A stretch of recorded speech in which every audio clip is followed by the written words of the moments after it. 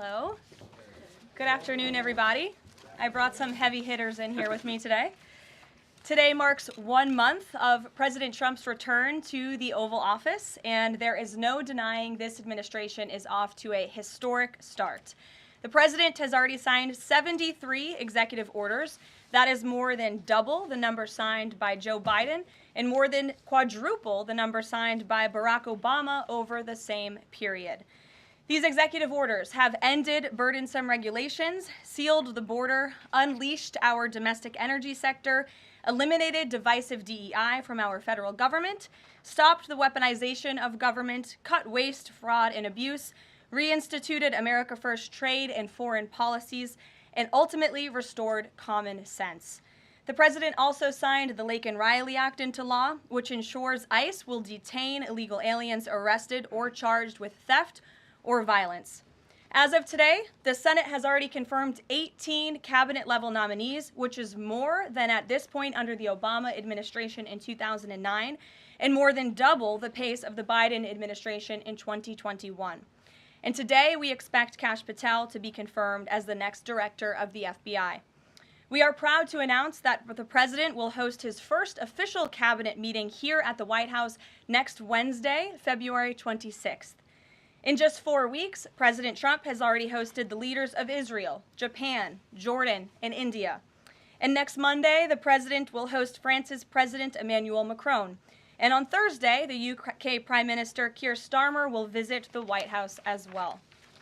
As you all know, over the past month, the president has taken questions from the press, all of you, nearly every single day, sometimes on multiple different occasions in the same day, on any topic any of you wish to talk about. President Trump set the tone on this approach immediately when he took more than 12 times the questions in his first few hours in office, as Joe Biden did in his entire first week. Yesterday, we hosted a local media row here at the White House with television and radio stations from across the country that reached up to 60 million viewers and listeners. In our ongoing pursuit of transparency on this 1 month celebration, I am thrilled to bring 3 of my colleagues and our policy experts here at the White House to further recap this incredible first month of accomplishments in greater detail. We have Deputy Chief of Staff for Policy and Homeland Security Advisor Stephen Miller, the Director of the National Economic Council, Kevin Hassett, and our National Security Advisor, Mike Waltz. I will hand it over to them. They will deliver brief remarks on the accomplishments of this administration in the first month, and then we will open it up to Q&A. When we open up the Q&A portion, I do ask for the sake of efficiency in this room that you direct your question to the principal you seek an answer from, and I will call on you in this room. But first, I will let them roll through their remarks, and first up, I'll turn it over to Stephen Miller. Thank you. It's great to be back. And I want to just thank you all for joining today, our 1 month celebration of the most historic opening to a presidency in American history. No president comes close to what Donald Trump has achieved over just the last 30 days. He has packed 8 years of transformative action, restoring this nation, restoring our laws, restoring fairness, restoring economic opportunity, restoring national security in just 1 month. No one in this country has ever seen anything like it. And when you look at the consequentiality and the significance and the transformative nature of the actions he's taking, it truly defies description. For example, in just one area, this nation has been plagued and crippled by illegal discrimination, diversity, equity, and inclusion policies. It's strangled our economy, it has undermined public safety, it has made every aspect of life more difficult, more painful, and less safe.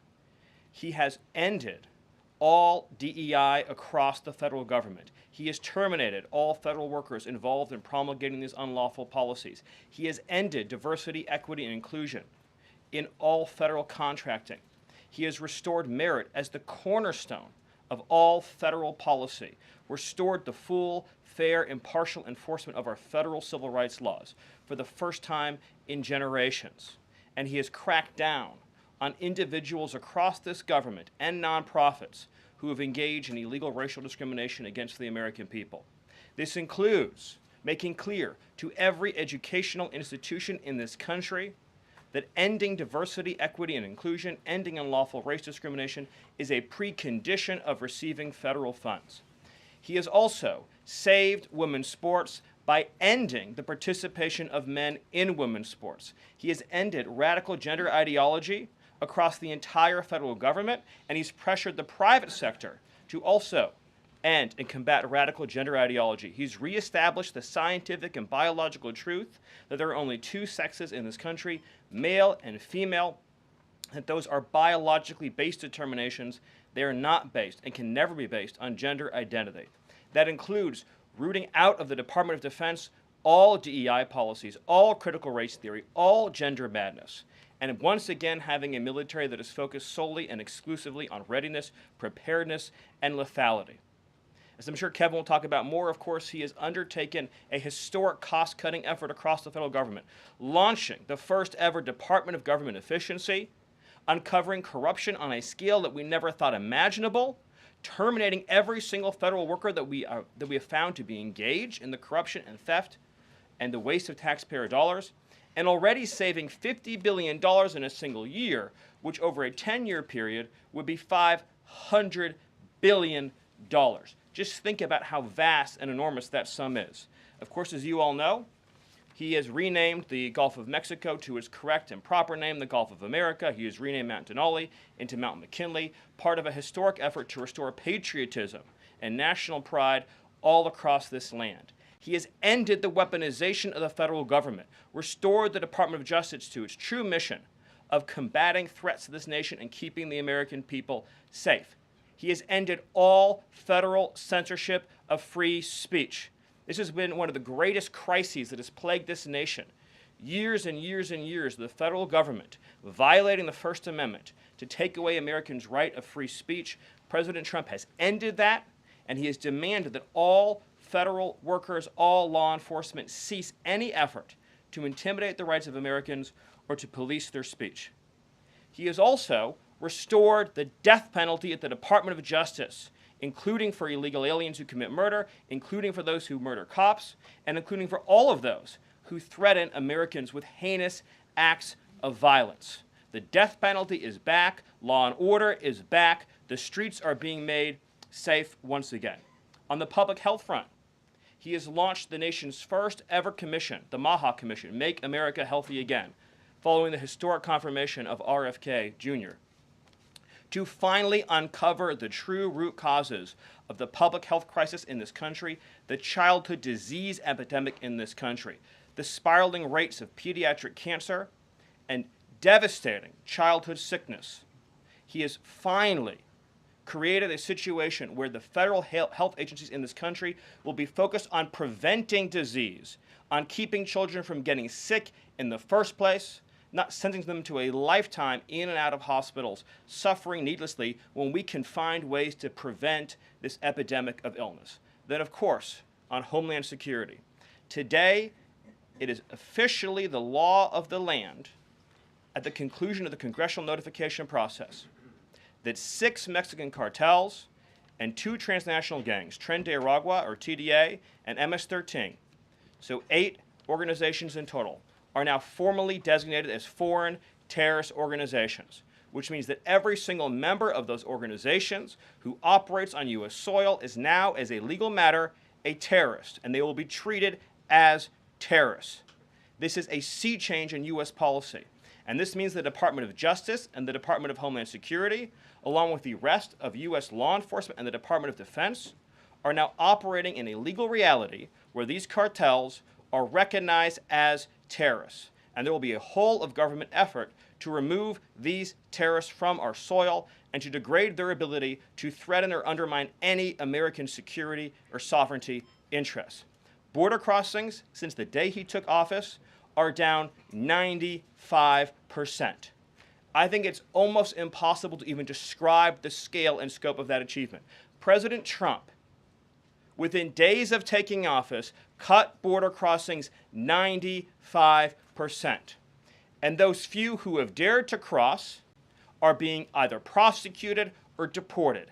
They're either facing significant jail time for trafficking, smuggling, harboring, aiding, impeding, or they are being immediately removed from our soil. Either way, at the end of the process, they are going home.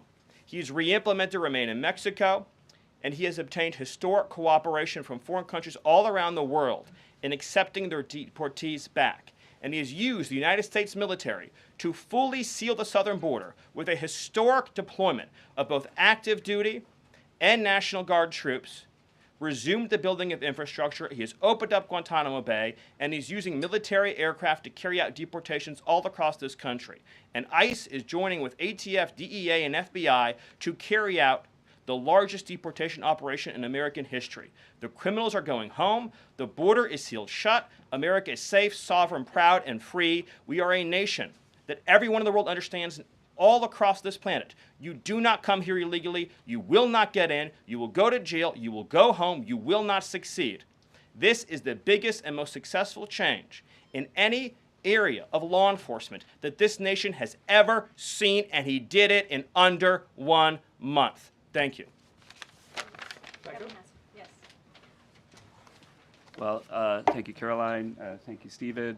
One of the things that President Trump cares most about is job creation, and it was about 7 years ago I had the honor of joining you in this room for the first time, and it looks like we've created a lot more jobs in the last month. Look at how many people are here. My estimate is about 180, but I didn't count. So thank you. It's really an honor to be back here.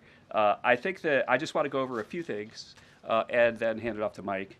The first thing is that the president has told us to prioritize fighting inflation. And he had to do that because, as you know, President Biden let inflation get completely out of control. And he did it with policies that made no sense. They made no sense. A lot of times you people say to us, our friends the journalists, why are you doing that? But I like to think, why did they do that? Why did they spend so much money? And then why did the Fed print so much money so that we had inflation as high as we've ever seen since Jimmy Carter? So why did they do that? So we're addressing inflation. We didn't have to address it in the first term because it was always in the ones, almost always.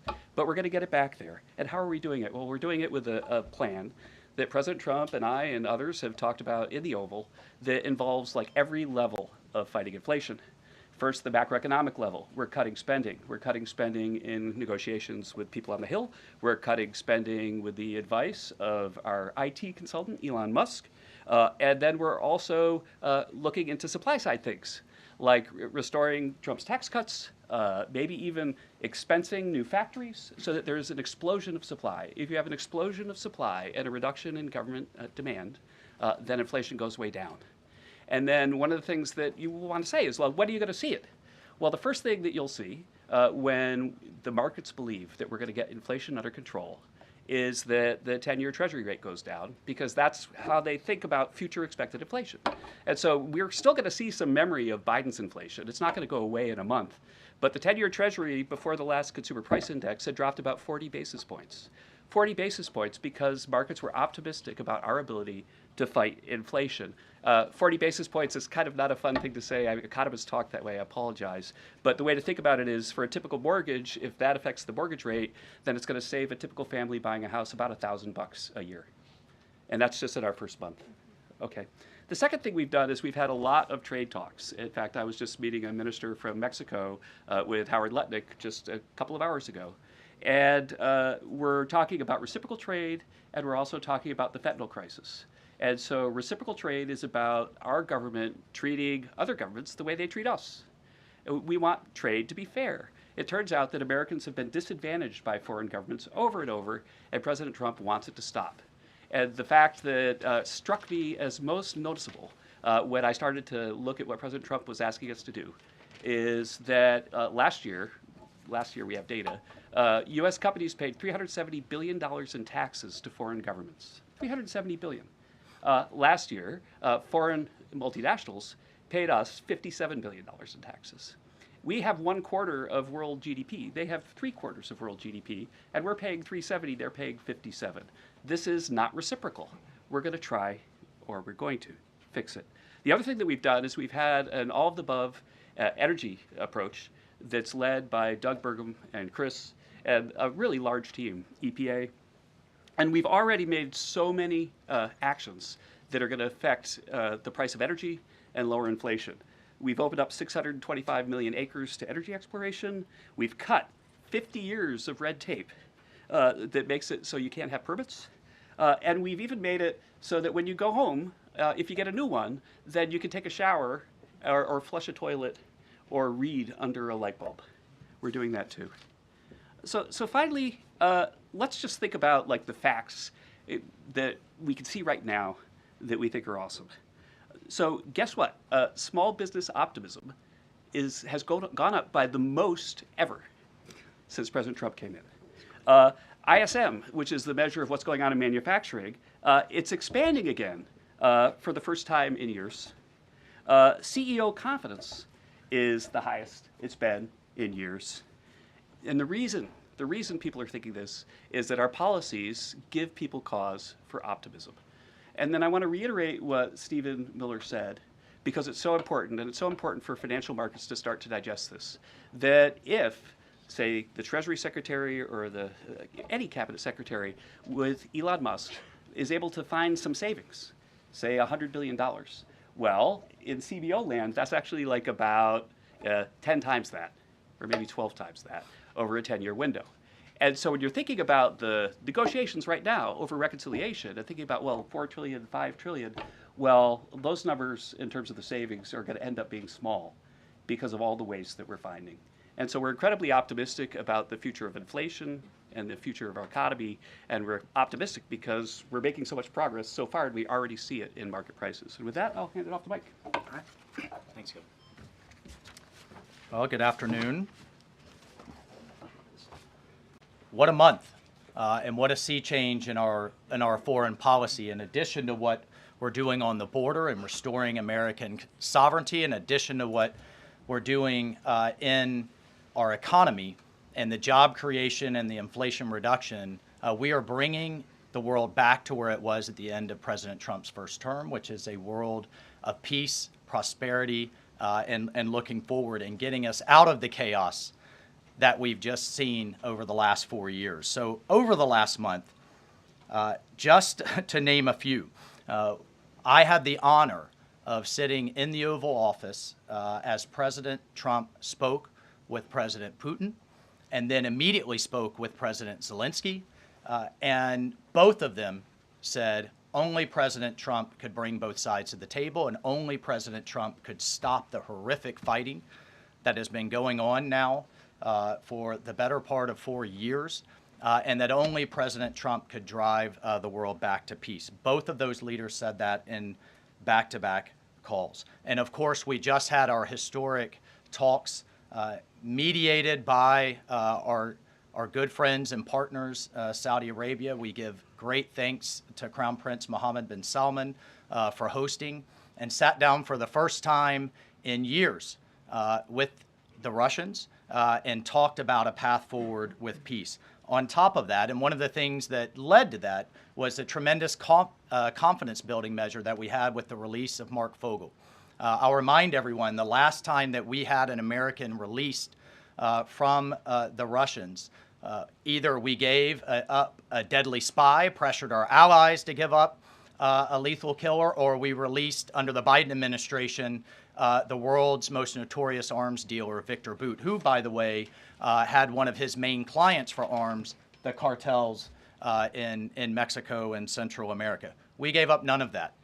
This was released as a confidence-building measure, working with our great Middle East envoy, Steve Witkoff, and our Secretary of State as a first step towards opening these talks and then moving forward towards peace. On top of that, we've secured, just in a month, the return of 12 American hostages from Russia, from Bulgaria, from Venezuela, the Taliban, and Hamas. Excuse me, that's from Belarus, not Bulgaria. We also had, for the first time in quite some time, we took out a senior leader of ISIS, an international financier and recruiter that the military had been trying to take out for quite some time, and wasn't able to do so, frankly, because of a bureaucratic approval process. President Trump said, take him out, and that ISIS financier and leader is no longer on this earth. We've also taken action to eliminate other terrorist organizations in the Middle East. We drove before the president was even in office. He started talking consequences for people that would hold Americans. Heretofore, there's been nothing but upside. You take an American, you get some better deal. You take another one, maybe you get a better deal. No more. There is now nothing but downside for taking Americans illegally, either as hostages or illegal detainees. And when President Trump sent a very clear message across the Middle East, but particularly to Hamas, that there would be all hell to pay, we suddenly saw a breakthrough. And now we just saw the release of yet another group of hostages. There have been dozens now, including 2 Americans that we've seen once again reunited with their families. As part of the talks with King Abdullah, he offered, and I think the entire world is graciously accepted, to take 2,000 sick children, cancer patients, and others out of Gaza as a humanitarian gesture.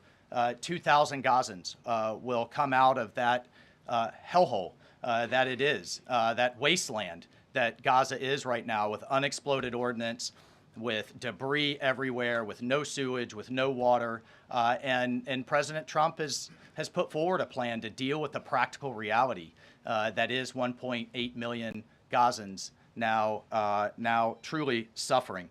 And then, just to bring it back to our own hemisphere, we've seen literally in the last month, after years of national security experts, the generals in charge, and others testifying and ringing the alarm bells about the Chinese Communist Party's presence in our own hemisphere, particularly in the Panama Canal. We're seeing the leadership of Panama step away from the Belt and Road program, move away from China and back towards the United States, and even enter into talks and other negotiations about addressing the ports on either side of the canal. And then finally, last but not least, we've had 4 world leaders in the White House, in the Oval Office. We've had the Prime Minister of Japan, the Prime Minister of India, the King of Jordan, and of course the Prime Minister of Israel, just in the last 4 weeks. And next week we'll have the Prime Minister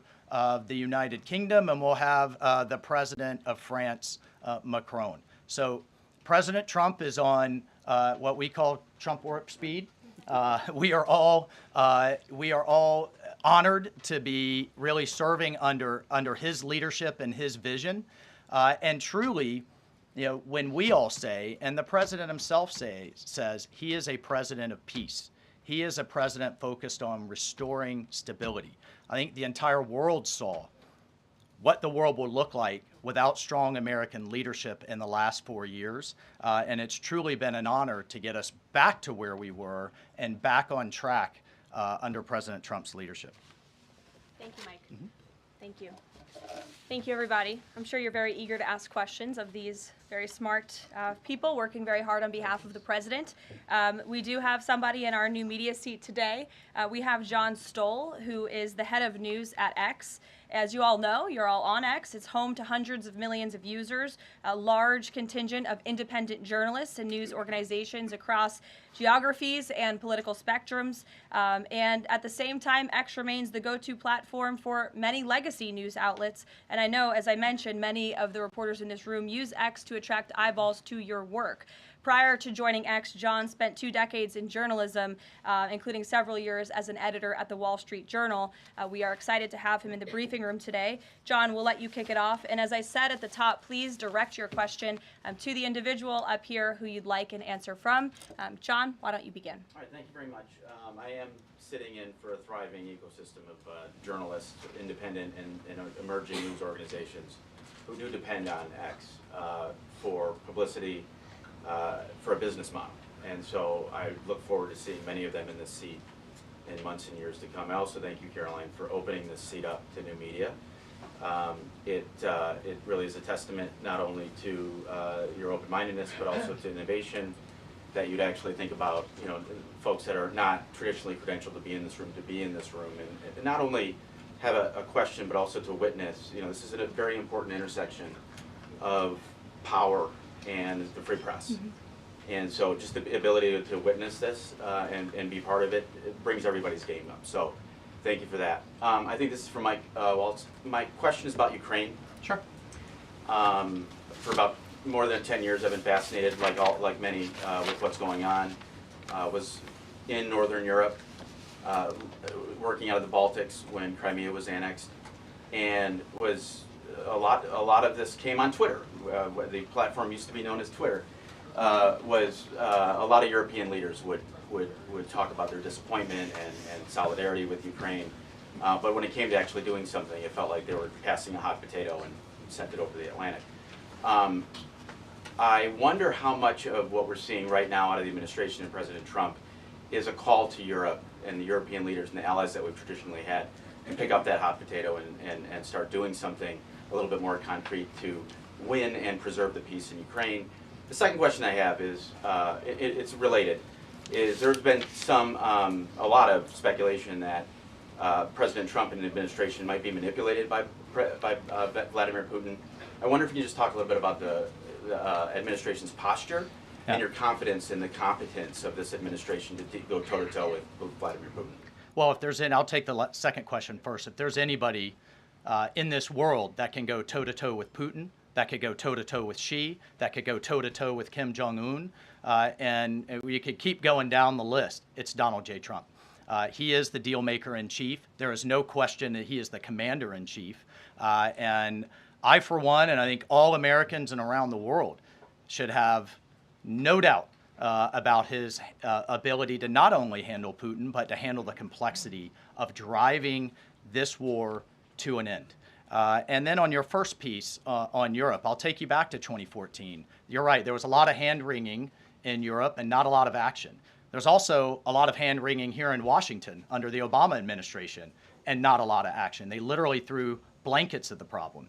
And so I'll remind everyone that Putin had some type of conflict, invasion, or issue with their neighbor under President Bush with Georgia, under President Obama with Ukraine 2014, not under President Trump 45, and again with President Biden in 2022. The war should have been deterred. The war should have never happened, and I have no doubt it would not have happened under President Trump and will stop under President Trump again. But I just want to push back on this notion of our European allies not being consulted as we've entered into this process. I already mentioned the immediate phone call President Trump made to President Zelensky. He has talked to President Macron of France repeatedly last week. President Macron convened European leaders and then is coming here on Monday. Prime Minister Starmer is coming next Thursday.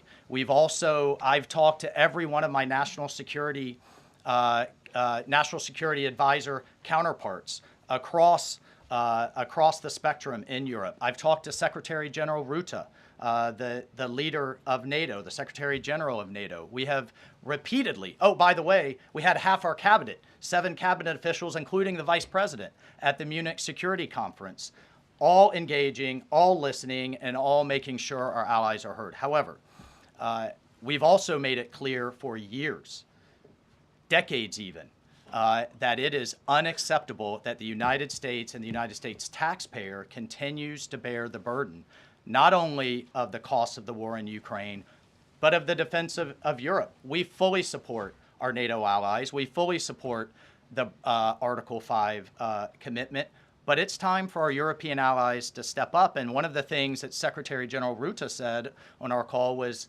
this last couple of weeks have been a real wake-up call. And I asked him, what have you been missing the last couple of years? The fact that we are going to enter into a NATO summit this June with a third of our NATO allies still not meeting the 2% minimum, a commitment they made a decade ago, literally a decade ago, with a war on their doorstep, the largest war that they're all extremely concerned about, but yet it's, well, somebody else needs to pay. We've got other domestic priorities. It's unacceptable. President Trump's made that clear. And the minimum needs to be met. We need to be at 100% in this June at the NATO summit. And then let's talk about exceeding it, which is what President Trump has been talking about with 5% of GDP. Europe needs to step up for their own defense as a partner, and we can be friends and allies and have those tough conversations. Great. Peter. Thank you, Caroline. I have a Ukraine one and a Doge one. Who can talk Doge? Steven, go ahead. Both, all of us. Well, so Stephen, we're hearing about these Doge dividend checks that would be 20% back to taxpayers, 20% to pay down the debt, 60% is left. Who gets that? Well, the way that it works is when you achieve savings, you can either return it to taxpayers, you can return it to our debtors, or it can be cycled into next year's budget, and then it just lowers the overall baseline for next year. So in other words, you can just transfer it into the next fiscal window and then lower the overall spending level. And that means that you can achieve a permanent savings that way, and that reduces the deficit. And when is it that people might see those checks? Well, this is all going to be worked on through the reconciliation process with Congress that's going underway right now. As you've seen, the Senate's moving a bill, the House is moving a bill. The President has great confidence in both chambers to deliver on his priorities. I would just take this opportunity to note that President Trump has made a historic commitment to the working class of this country to fight for major tax relief and major price relief. And cutting spending, as Doge is doing, and cutting taxes is the key to delivering on both of those promises, and President Trump is resolutely committed to doing both. Thank you. And on Ukraine, I guess this is for Mike. Sure. After the president's post on Truth Social yesterday, need to know, who does he think is more responsible for the Russian invasion of Ukraine, Putin or Zelensky? Well, look, his goal, Peter, is to bring this war to an end, period. And there has been ongoing fighting on both sides. It is World War I style trench warfare. His frustration with President Zelensky is that you've heard is multifold. One, there needs to be a deep appreciation for what the American people, what the American taxpayer, what President Trump did in his first term, and what we've done since. So some of the rhetoric coming out of Kyiv, frankly, and insults to President Trump were unacceptable, number one. Number two, our own Secretary of Treasury personally made the trip to offer the Ukrainians what can only be described as a historic opportunity.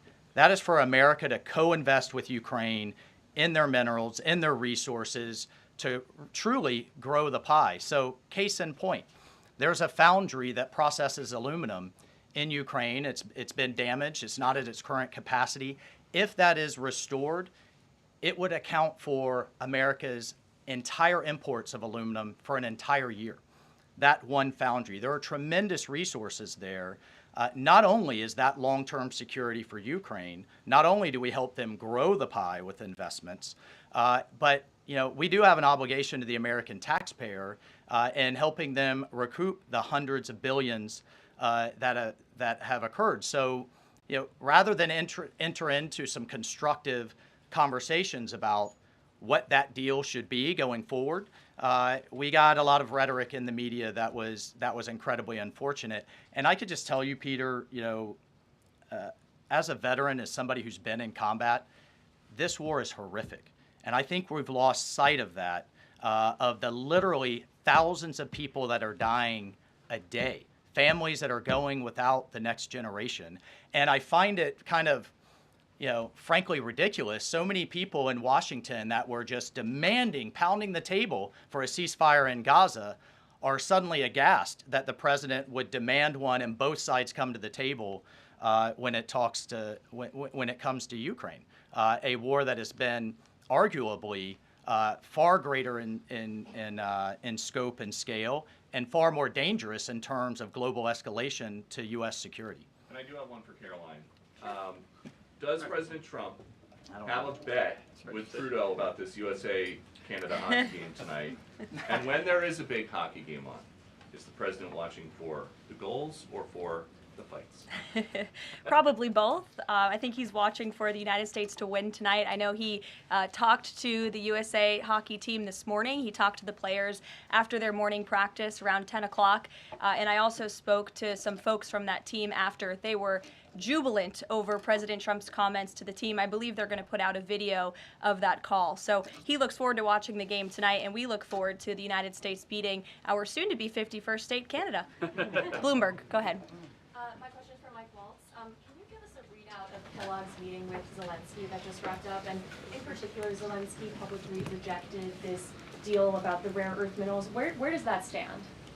Well, we're going to continue to have, he needs to come back to the table, and we're going to continue to have discussions about where that deal is going. Again, we have an obligation to the taxpayer. I think this is an opportunity. The president thinks this is an opportunity for Ukraine going forward. There can be, in my view, nothing better for Ukraine's future and for their security than to have the United States invested in their prosperity long term. And then a key piece of this has also been security guarantees. Look, the reality that we're talking about here is it in Ukraine's interest? Is it in Europe's interest? It certainly isn't in Russia's interest or in the American people's interest for this war to grind on forever and ever and ever. So a key part of his conversation was helping President Zelensky understand this war needs to come to an end. This kind of open-ended mantra that we've had under the Biden administration, that's over. And I think a lot of people are having a hard time accepting that. And then the other piece is there's been discussions from Prime Minister Starmer and also President Macron about European-led security guarantees. We welcome that. We've been asking Europe to step up and secure its own prosperity, safety, and security. So we certainly welcome that, and we certainly welcome more European assistance. As I told my counterparts, come to the table with more if you want a bigger seat at the table. And we've been asking for that for quite some time. And has Russia pushed for sanctions in your talks with them? And have you consulted with international partners and allies about potentially rolling back sanctions in these negotiations to end the war? The talks with our Russian counterparts, both with my counterpart, the National Security Advisor, Secretary Rubio's counterpart, the Foreign Minister Lavrov, it really was quite broad, focused on what is the goals for our broader relationship, but very clear that the fighting has to stop to get to any of those brighter goals. And as a first step, we're just going to do some common sense things like restore the ability of both of our embassies to function. And again, this is common sense in foreign policy world. They call it shuttle diplomacy. We have to talk to both sides in order to get to both sides to the table, and both sides have said only President Trump could do that. Deanna. Thank you, and my question is for Mike Waltz. All right. Sorry. The president has called Zelensky a dictator. Does he view Putin as a dictator? And does he want Zelensky out of power? I know he's called for elections. And then thirdly, the head of the Defense Committee in Ukraine's parliament just has claimed that the U.S. has stopped selling weapons to Ukraine. Is that true? Well, most of our weapons that have gone to Ukraine have been part of a drawdown authority where we've literally taken them out of our stocks and then eventually through appropriations started buying them again to refill our stocks. I'll just state that there has been a lag in a lot of that process. So many of our stocks, as we look at our operations around the world, are becoming more depleted. That's one of the reasons many people have had a lot of concern about when does this end? How much is it going to take? How many lives will be lost? How much will we spend? As a member of Congress, we repeatedly asked the Biden administration those questions, and we never got a satisfactory answer. Look, President Trump is obviously very frustrated right now with President Zelensky. The fact that he hasn't come to the table, that he hasn't been willing to take this opportunity that we have offered. I think he eventually will get to that point, and I hope so very quickly. But President Trump, as we made clear to our Russian counterparts, and I want to make clear today, he's focused on stopping the fighting and moving forward. And we could argue all day long about what's happened in the past. Reagan. Yeah, what about, I have a question Oh, the for IRA. Stephen. Excuse me, I just called on Reagan. Reagan, go ahead. I have a question for Stephen and a question for Mike. Sure. Stephen, I can start with you. There have been Thank you. reports that Trump is unhappy with the rate of deportations and he wants them to be higher. Is the president happy with the rate of deportations, and are there any plans to speed up the process? Well, first of all, we all appreciate the encouragement from the media to deport as many illegal aliens as humanly possible. So thank you, and I will promise you that the full might of the Department of Homeland Security, the Department of Justice, the Department of Defense, and every element and instrument of national power will be used to remove, with speed, all criminal illegals from the soil of the United States of America, to enforce final removal orders, and to ensure that this country is for American citizens and those who legally belong in this country. We inherited an ICE that was completely shuttered. We inherited a Department of Homeland Security whose sole mission was to resettle illegal aliens within the United States of America.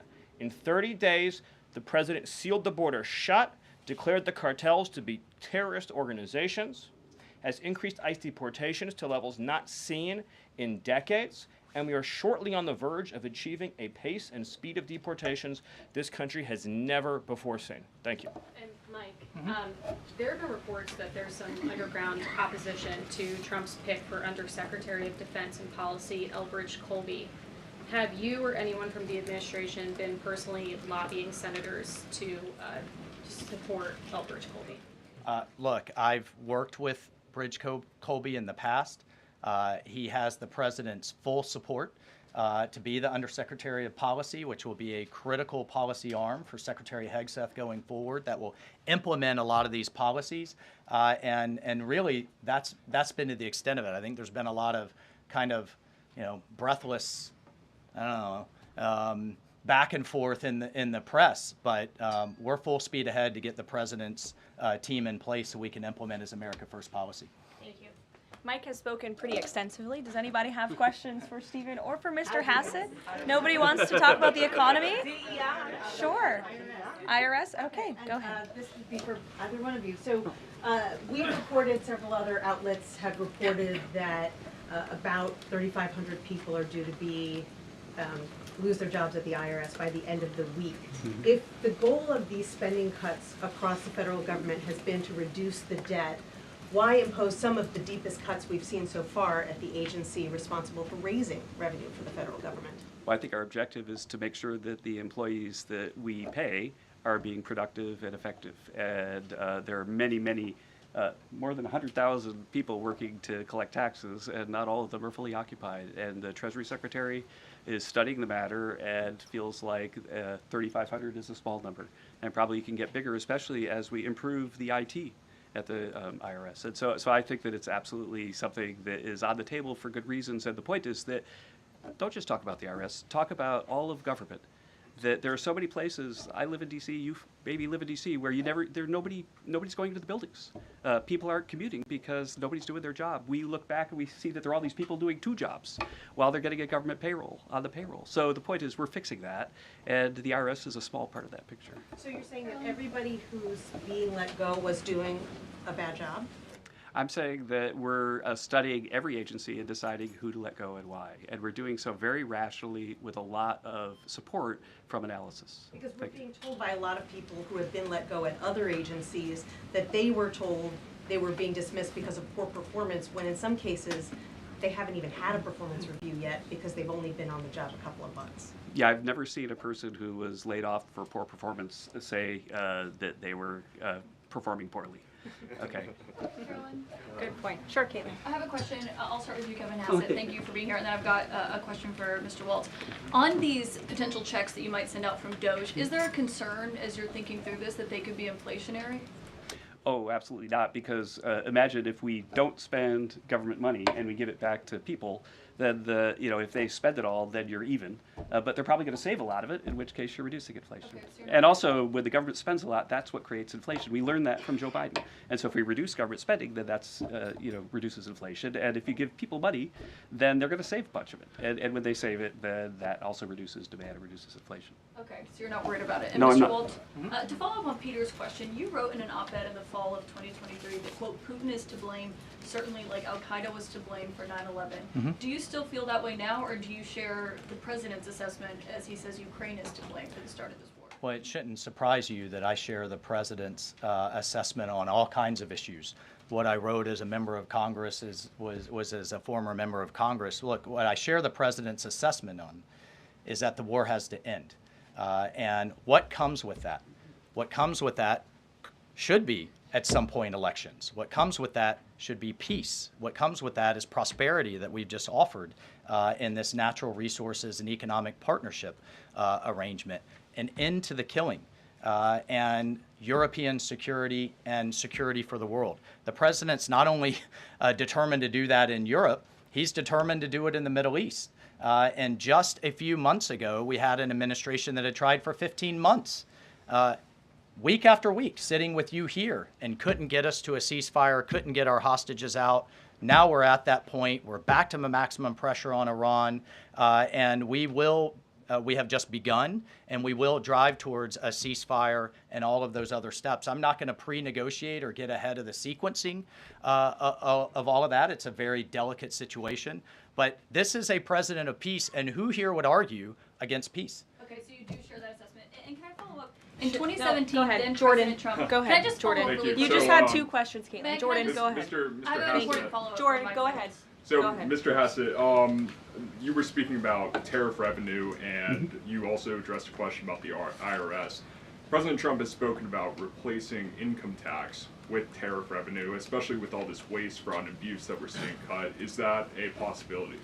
Absolutely, and in fact, if you think about the China tariff revenue that we're estimating is coming in from the 10% that we just added, plus the de minimis thing, that it's between $500 billion and $1 trillion over 10 years is our estimate. And that's something that is outside of the reductions that markets are seeing through the negotiations up on the Hill. And so we expect that the tariff revenue is actually going to make it much easier for Republicans to pass a bill, and that was the president's plan all along. And then I have a question for Stephen Miller about Doge. So you spoke about Doge. You said roughly $50 billion is set to be cut in a year of waste, fraud, and abuse by unelected bureaucrats.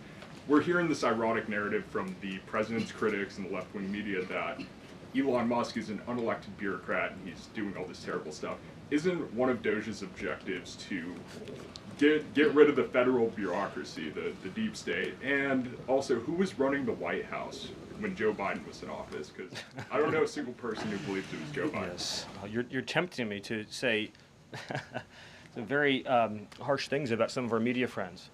Yes, it is true that many of the people in this room for 4 years failed to cover the fact that Joe Biden was mentally incompetent and was not running the country. It is also true that many people in this room who have used this talking point that Elon is not elected fail to understand how government works. So I'm glad for the opportunity for a brief civics lesson. A president is elected by the whole American people. He's the only official in the entire government that is elected by the entire nation, right? Judges are appointed, members of Congress are elected at the district or state level, just one man. And the Constitution, Article 2, has a clause known as the vesting clause, and it says the executive power shall be vested in a president, singular. The whole will of democracy is imbued into the elected president. That president then appoints staff to then impose that democratic will onto the government. The threat to democracy, indeed the existential threat to democracy, is the unelected bureaucracy of lifetime tenured civil servants who believe they answer to no one, who believe they can do whatever they want without consequence, who believe they can set their own agenda no matter what Americans vote for. So Americans vote for radical FBI reform, and FBI agents say they don't want to change. Or Americans vote for radical reform on our energy policies, but EPA bureaucrats say they don't want to change. Or Americans vote to end DEI, racist DEI policies, and lawyers in the Department of Justice say they don't want to change. What President Trump is doing is he is removing federal bureaucrats who are defying democracy by failing to implement his lawful orders, which are the will of the whole American people. Thank you. Thank you very much, everybody. I'm looking at the clock. We've almost had an hour of time. I know a couple of these individuals have a meeting to get to at 2 p.m. So you're welcome to follow up with my team for further questions. We're going to let these guys get back to running the United States government. And we will see you all later. President Trump will be speaking at 3 o'clock at the Black History Month reception. So thank you. It's good to see you. We'll see you in a bit. Thanks. Are you watching the Black History Month reception, Mr. Miller? Stephen, on the fraud, should we expect indictments or the indictments coming for the fraud we found? I'd love to follow up with you. Just set up time with Carol. Okay, thank you.